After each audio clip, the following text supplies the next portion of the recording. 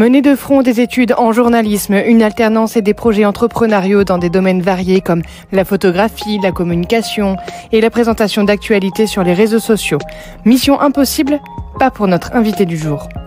Aujourd'hui, nous avons le plaisir d'accueillir une étudiante en 2e année de journalisme à l'ISFJ qui, à seulement 19 ans, a su relever ses défis avec brio, au point de remporter le prix de la jeunesse vaudaise en décembre dernier dans la catégorie entrepreneuriale. Bonjour et bienvenue, Jenna Senoussi. Bonjour. Nous sommes ravis de te recevoir en studio pour discuter de ton parcours inspirant. Et nous allons commencer par parler de toi et de ton parcours. Est-ce que tu peux nous dire un petit peu, te présenter et nous dire un petit peu quel est ton parcours ? Oui, bien sûr. Déjà, merci pour l'invitation. Donc moi, c'est Jenna Senoussi, j'ai 19 ans. Au niveau de mon parcours, je suis étudiante en 2e année à l'ISFJ, à Sciences U Campus Lyon. Et donc du coup, ce qui fait qu'on parle de moi aujourd'hui, c'est qu'à côté de l'école, j'ai développé plusieurs projets entrepreneuriaux principalement. Donc il y avait beaucoup orienté dans le networking avec la création d'Impact Business, qui est un réseau professionnel qui permet à des entrepreneurs de rencontrer d'autres entrepreneurs via des déjeuners d'affaires, des after-work, etc. Et donc ces adhérents-là payaient une adhésion annuelle ou ponctuelle pour participer à ces événements. Ensuite, j'avais d'autres sociétés, j'ai toujours dans la photographie. Donc une qui est orientée événementielle, donc mariage, anniversaire, baptême, et une autre dans le sport. Donc j'ai eu pas mal de collaborations avec des associations sportives ou des clubs de sport lyonnais. J'ai fait tous les sports, mais principalement du handball. Et il y a Kinte Media qui a été créé mi-décembre, qui est du coup un compte sur TikTok et Instagram où je fais des capsules vidéo. Là, on va lancer un nouveau concept de 1 minute pour résumer une situation. Et du coup, on parle d'actualité, surtout historique et géopolitique. Donc, Kinte, c'est en relation avec les études que tu fais dans l'école de journalisme l'ISFJ. Et quel est ton projet à long terme au niveau professionnel en lien avec tes études ? C'est vrai que Kinte, en fait, je me suis beaucoup excentrée dans plusieurs domaines et j'avais besoin de faire quelque chose en relation avec mes études parce que c'est vrai qu'il y avait un peu un mur qui s'était créé. Donc, je me suis dit pourquoi pas se lancer sur les réseaux, ce que je faisais déjà un petit peu avant, mais dans d'autres domaines, mais là en rapport avec le journalisme. Et mon projet professionnel à long terme, alors ça dépend ce que mes entreprises donneront plus tard, si vraiment ça pourra me permettre de faire uniquement ça, si j'aimerais faire uniquement ça, ou sinon dans le journalisme, présentatrice télé, c'est un truc qui j'aimerais vraiment, ou la radio aussi, c'est un monde qui m'attire aussi, mais je me verrais plus dans des médias au Moyen-Orient. Tout ce qui est Qatar, Dubaï, etc., le Koweït, ça m'attire beaucoup, donc pourquoi pas être journaliste ou correspondante à l'étranger dans ces pays-là. Tous les projets dont tu nous as parlé t'ont valu donc le prix de réussite de la jeunesse vaudaise dans la catégorie entrepreneuriat. Félicitations déjà. Merci. Est-ce que tu peux nous dire un petit peu où en sont ces projets aujourd'hui ? Comment est-ce que tu as eu l'idée de les lancer déjà pour commencer et où est-ce qu'on en est aujourd'hui avec ces projets Je pense que l'entrepreneuriat, c'est quelque chose qui est ancré en nous et c'est quelque chose qu'on a toujours voulu faire, avoir un peu un mécanisme de vouloir faire de l'argent avec un peu n'importe quoi. Et c'est ce que je faisais en fait vraiment depuis petite. Et donc au lycée, j'avais commencé à un peu éplucher un peu les idées que je pourrais faire. Et donc après, dès que j'ai commencé à avoir 16, 17 ans, 18 ans, travailler pour mettre des fonds de côté, etc. Et après, développer des idées. Donc après, l'entrepreneuriat, c'est beaucoup des histoires de rencontres. Donc j'ai rencontré des personnes qui ont fait que je me suis associée avec elles pour créer par exemple l'Impact Business. J'ai rencontré une personne qui m'a permis de créer Kinte Media. Et pour le reste, la photographie, c'est une histoire de passion que j'ai découvert au sein de l'ISFJ pour la photographie que je ne savais pas du tout. Et du coup, à partir de là, je me suis entraînée pour savoir utiliser un appareil photo, des logiciels de retouche. Et après, faut se lancer, on va sur un terrain et on prend des photos. Et voilà. Je ne sais pas si j'ai répondu à toute la partie de la question. Si, tout à fait.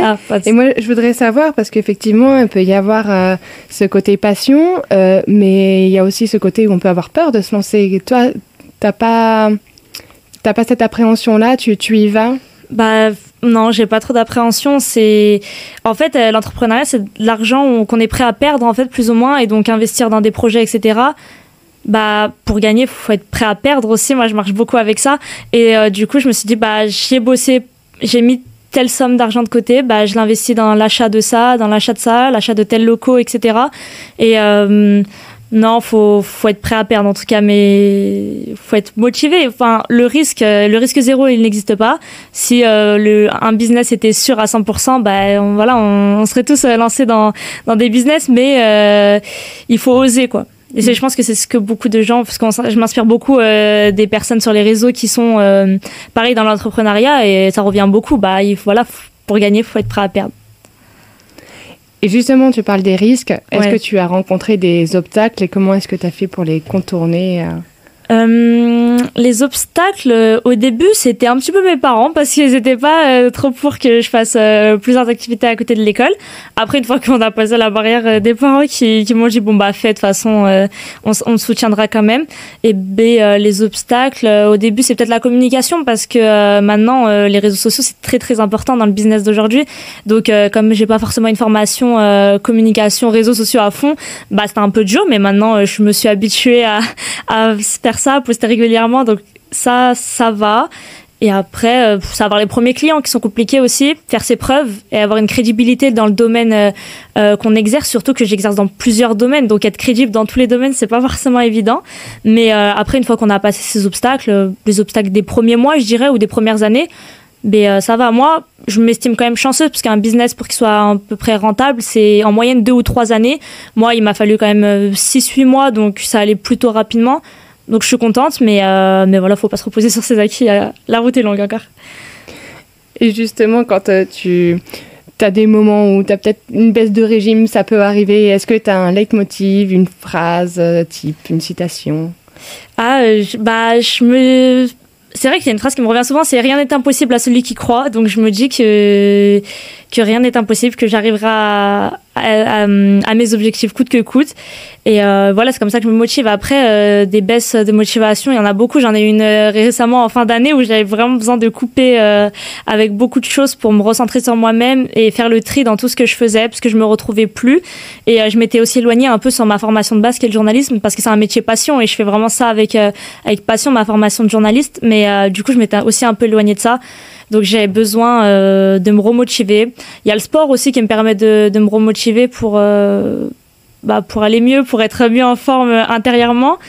Et surtout, il faut se dire qu'il n'y a rien qui est impossible. Pas se fixer de barrière, c'est ça qui permet de voir loin. Donc c'est plus aéré et on va mieux, je trouve. Pour pouvoir mener tous ces projets de front, tu dois avoir une sacrée organisation. Ouais, pour entrer. Et comment tu t'organises et est-ce que tu as des outils que tu utilises pour la gestion de tous ces projets ? Et ce qui est aussi un obstacle, c'est que les journées ne font que 24 heures. Donc ça va très vite. On fait quelque chose le matin, ça y est, il est déjà 16 heures, oups. Et du coup, je m'organise donc parce que je suis en alternance, donc mes journées d'alternance qui finissent à 17 heures. Et ensuite, après de 17h, je fais une pause et je reprends à 18h jusqu'à, très tard. Mais sur d'autres projets, et c'est par exemple pour Quinte Media, je me suis dit le mercredi après, mais le dimanche, c'est les tournages. L'alternance, donc la journée lundi, mardi, mercredi. Jeudi, vendredi, par contre, focus école parce que là, du coup, faut avoir un diplôme, etc. Donc, je fais rien le jeudi et vendredi. Et après, le lundi, mardi, je bosse. Ça dépend sur les mails qu'il y a, nos rendez-vous pro, je les organise plus le soir. Enfin, tout c'est bien cadré. Du coup, moi, j'ai un agenda papier. Je suis un peu à l'ancienne sur ça pour quelqu'un de 19 ans, mais tout ce qui est numérique pour l'organisation, j'arrive pas du tout. Donc, moi, c'est tout marqué sur des feuilles, trié dans mon agenda. Et est-ce que, on va arriver à la fin du podcast, là, est-ce que tu aurais des conseils que tu pourrais donner à un jeune qui serait étudiant et qui souhaiterait se lancer dans l'entrepreneuriat ?